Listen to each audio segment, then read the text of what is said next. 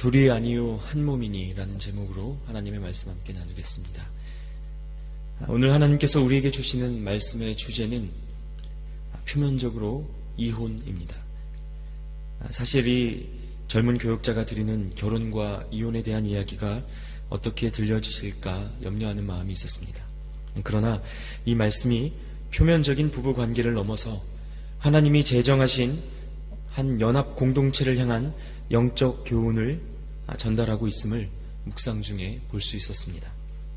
그러므로 오늘의 말씀을 통해서 하나님이 주신 부부 관계와 또 가정뿐만 아니라 하나님께서 세우신 공동체의 연합과 또 질서에 대해서도 돌아봄이 있는 시간이 되시기를 바랍니다. 우리의 가정 그리고 내가 속한 그곳을 향한 하나님의 기대가 무엇인지 다시 한번 새기는 시간이기를 기도합니다. 먼저 이혼에 관한 조사 결과를 하나 말씀드리겠습니다. 우리나라 이혼율이 어느 정도인지 알고 계십니까? 평균적으로 36%에서 47% 정도의 이혼율을 기록하고 있다고 합니다. 그 중에 20, 30대의 젊은 부부는 40.9%라고 하고요. 신혼인 결혼 1년에서 4년차 사이의 이혼율도 25%에 육박하다고 합니다. 이 기록은 OECD 가입 국가 중에서는 9위, 그리고 아시아에서는 단연 1위입니다.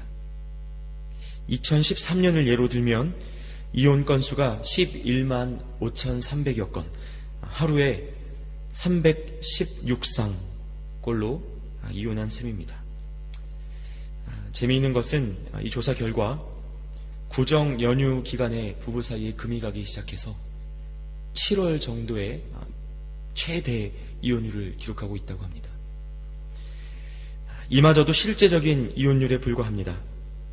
법적으로는 부부관계를 유지하고 있지만 오랫동안 별거 중인 관계로 이혼한 것처럼 각자의 삶을 살아가는 가정이 생각보다 아주 많습니다. 이뿐만이 아닙니다. 겉으로는 멀쩡한 관계를 유지하고 있는 것 같지만 그 속에는 죄의식 없는 불륜이 가득한 가정도 수두룩합니다. 도대체 이러한 현실 속에서 오늘 성경 말씀을 통하여 가르쳐 주시는 예수님의 말씀이 무슨 의미가 있을까? 우리의 귀에 들려지기는 할까 하는 두려움이 있음도 사실입니다. 하지만 우리의 현실이 어떠하든 간에 바라고 소망해야 할 진리는 변하지 않음을 기억해야 하겠습니다. 먼저 말씀을 조금 자세히 살펴보겠습니다. 오늘 말씀 속에서 바리새인들이 예수님을 시험하러 왔습니다. 그리고 이렇게 물었습니다. 사람이 아내를 버려도 됩니까? 이 질문 자체가 당황스러운 질문입니다. 그러나 이들은 율법을 들고 이야기하고 있는 것입니다. 왜냐하면 신명기 율법에는 이혼 증서를 주면 아내를 버려도 된다고 모세가 기록한 바 있기 때문입니다. 반면 예수님께서는 이 마태복음 5장 31절로 32절의 산상수훈 말씀을 통해 이렇게 가르치신 바 있습니다. 또 일러스되 누구든지 아내를 버리려거든 이혼 증서를 줄 것이라 하였으나 나는 너희에게 이르노니 누구든지 음행한 이유 없이 아내를 버리면 이는 그로 간음하게 함이요 또 누구든지 버림받은 여자에게 장가드는 자도 간음함이니라. 즉 예수님이 이혼은 안 된다라고 말씀하시면 모세의 율법을 어기는 것이고, 된다고 하시면 산상수훈을 통해 예수님께서 직접 하셨던 말씀을 거스르는 일이 되었습니다. 이렇게 율법과 상충하는 가르침들을 이 바리새인들이 그냥 넘어갈 리가 없습니다. 그래서 먼저 이렇게 물은 것입니다. 사람이 아내를 버리는 것이 옳습니까? 또한 이 질문의 배경을 아는 것도 도움이 됩니다. 당시 유대의 왕이었던 헤롯과 또 그의 아내 헤로디아의 일을 기억해 보시기 바랍니다. 당시 헤롯은 헤로디아라는 여자와 재혼하기 위하여 전처와 아무 이유 없이 이혼한 후 결혼한 사람이었습니다. 예수님의 앞서서 복음을 전하던 세례 요한은 바로 이 점이 옳지 않다고 비판하다가 옥에 갇히고 결국 살해당하게 되었습니다. 이 이야기는 복음서에도 아주 자세하게 기록되어 있습니다. 이러한 배경 속에서 예수님께서 이혼에 관한 산상수훈의 가르침, 즉 재혼을 목적으로 한 이혼이 간음이 될 수 있다는 점을 계속해서 강조한다면 이것은 충분히 체포, 그리고 그뿐만 아니라 세례 요한과 같이 사형에 처할 수도 있는 명목임을 바리새인들은 생각했던 것입니다. 그러나 예수님은 어떻게 대답하십니까? 창세기의 말씀을 인용하심으로 하나님께서 허락하신 창조의 질서를 강조하셨습니다. 하나님이 남자와 여자를 지으시고 각 사람이 부모를 떠나 한 몸을 이루는 것의 가치를 다시 한번 일깨우셨습니다. 6절 말씀입니다. 이제 둘이 아니요 한 몸이니 그러므로 하나님이 짝지어 주신 것을 사람이 나누지 못할지니라. 짝지은 것은 하나님이시요 나누려 하는 것은 사람이라는 것을 하나님이 분명히 말씀하고 계신 것입니다. 그렇다면 모세가 이혼 증서를 주며 버리라고 기록한 율법에 대해서는 어떻게 설명하셨습니까?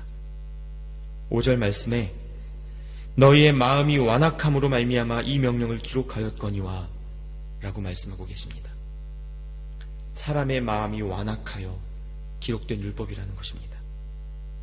인간의 고집과 이 마음의 완악함이 얼마나 심했던지 창조주이신 하나님께서 자신의 뜻과는 다른 일을 용인하실 수밖에 없었다는 겁니다. 도저히 듣지 않는 사람들 때문에 하나님은 이러한 율법까지 기록해 두셨다는 겁니다. 여러분, 이것이 이스라엘 백성들의 본성입니까? 오늘 우리의 본성은 아닙니까? 바리새인들의 이 마음을 보십시오. 이혼 증서를 주며 아내를 버리면 그것은 정당한 것이라는 이 이기적인 마음. 결국 이혼 증서라는 종이 몇 장으로 하나님이 이루신 연합과 질서를 인간이 깰 수 있기를 바라는 죄된 본성입니다. 하나님 뜻대로 살아보려고 했는데 알고 보니 너무 불편한 게 많습니다. 자기 마음에 들지 않는 것이 너무 많습니다. 그래서 종이 한 장으로 면죄부를 삼고자 했던 것입니다. 자기 마음대로 내가 하고 싶은 대로 하고자 하는 인간의 끈질긴 본성이 여기에 있습니다. 주변을 돌아보면 100명이 100가지 이야기를 합니다. 이것은 이렇게 해야 된다. 이것은 이래야 된다. 이것이 내가 경험한 바다. 이것이 진리이다. 여러분, 정말 그것이 진리입니까? 100명이 100가지를 이야기하는 것이 전부 다 진리입니까? 우리가 따라야 할 것이 하나님의 말씀 아닙니까? 창세기 6장에서 하나님의 아들들은 자기들 마음대로 사람의 딸들을 아내로 취하다가 홍수 심판을 면하지 못했습니다. 하나님이 허락하신 질서가 얼마나 큰 가치인지 알지 못한 채 이것을 마음대로 바꿔치기 하려는 인간의 시도가 얼마나 분명한 심판의 대상인지 우리는 알아야 한다는 것입니다. 그래서 이혼을 할 수 있느냐 없느냐, 이 율법적인 질문이 오늘 대화의 핵심이 아니라는 것입니다. 하나님이 세우신 질서를 스스로 좌지우지하며 깨뜨리고자 하는 인간의 정욕이 오늘의 주제입니다. 세상의 많은 사람들, 심지어 그리스도인이라고 하는 이들도 자신의 정욕 채우기가 삶의 목표인 것처럼 살아갑니다.